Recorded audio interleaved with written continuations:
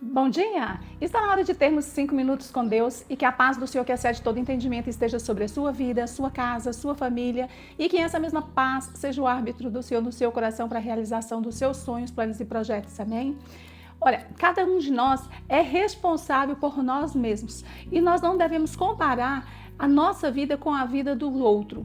Porque sempre vamos achar que nós passamos por mais dificuldades, por mais limitações, por mais problemas e que o jardim do outro sempre tem a grama mais verde. Esse é um ditado muito comum que nós ouvimos, porque sempre entendemos que tudo para o outro flui melhor, tudo acontece, o marido é melhor, a mulher é melhor, os filhos são melhores, tudo é melhor na vida do outro porque nós não conhecemos a vida do outro. Quando nós olhamos na palavra de Deus e ela nos fala sobre Moisés, nós ficamos admirados por Moisés ser um homem que conversou com Deus face a face, que foi um homem que esteve na presença de Deus, que vivia na presença de Deus, que abria mão de tudo para estar na presença de Deus. Então a vida dele era uma vida linda. Deus dava ordem, ele vinha e obedecia, uma vida perfeita. No entanto, quando nós lemos no livro de Números, capítulo 11, do versículo 11 até o 15, nós vamos entender o quê? Que Moisés ele está afligido pela reclamação do povo. Aquele povo está sempre murmurando e sempre pressionando Moisés. E Moisés vai falar para o Senhor 4 coisas. Ele vai falar assim: Senhor, esse povo não é meu, esse povo é seu. Depois ele fala assim: olha, eu não tenho como dar carne para este povo. Porque o povo queria carne, o povo não queria mais maná, o povo queria carne. E aí depois ele fala assim: suportar isso é pesado demais para mim. E por fim ele termina falando assim: por que o Senhor não me dá a morte? Então quando nós olhamos para a vida do outro, nós sempre temos a impressão de que está tudo muito bem, que tudo está muito lindo, mas nós não sabemos o que acontece na casa dele. E a gente vai ver aqui na história de Moisés que ele vai deixar para nós alguns ensinamentos de forma que ele conseguiu passar por todas as aflições, que em determinado momento ele já queria morrer, ele já não queria suportar. Mas o que houve na vida dele e o que não houve na vida de tantos outros que fez com que eles conseguissem lograr o que Deus tinha preparado para a vida deles, o que Deus já tinha separado para eles viverem. O plano e a propósito de Deus para eles foi alcançado e eles foram vitoriosos, foram destacados, porque cada um nos ensina uma coisa. A primeira coisa que nós aprendemos que para uma pessoa ser exitosa na vida dela, tanto na vida natural quanto na vida espiritual, tem a ver com renúncias. É necessário abrir mão de determinadas coisas, determinados comportamentos, pensamentos, atitudes. Às vezes queremos sair no rompante para resolver alguma coisa, mas aí o Espírito Santo fala assim: se cale, espere, e depois a gente vai ver que aquilo não era mesmo necessário. Então, primeira coisa que nós vimos é renúncia.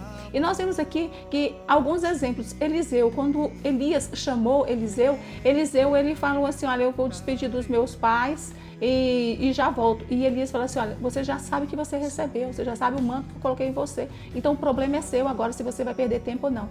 E Eliseu parte com Elias. A gente vê que Moisés, ele abre mão da família, ele abre mão de todo mundo para ir até Faraó. Depois a família vem com ele, mas de imediato ele para obedecer. Abraão, ele realmente larga o irmão, ele larga tudo para trás e ele vai caminhar no caminho que Deus preparou para ele, para que ele chegue até a terra prometida. A gente vai ver que outro ponto também é dedicação, é esforço. Não é pensar que as coisas vão cair do céu sem fazer nada em contrapartida.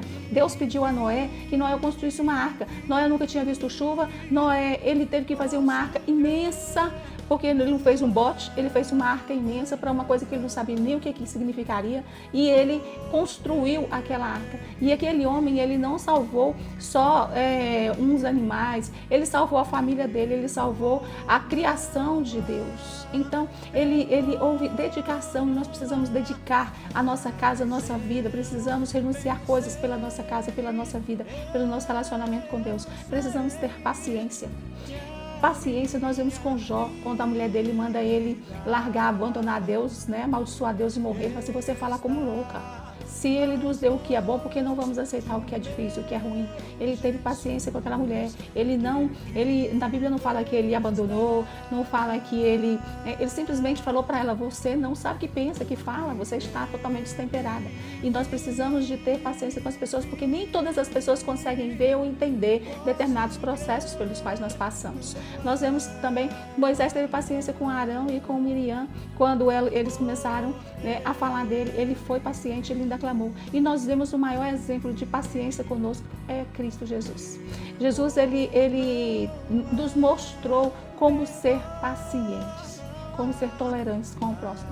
E nós precisamos entender que nós não devemos estar abrindo nossa vida para qualquer um. Sair falando tudo, colocar nas redes sociais, tudo sair anunciando. Foi de falar demais que Sansão perdeu a sua vida.